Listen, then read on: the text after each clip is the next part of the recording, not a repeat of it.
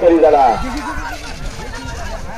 रणजित पाटील या ठिकाणी आणि माग सागर पाटील नांदगावकर आजची या ठिकाणी गाडी गेली कनेरीकर होते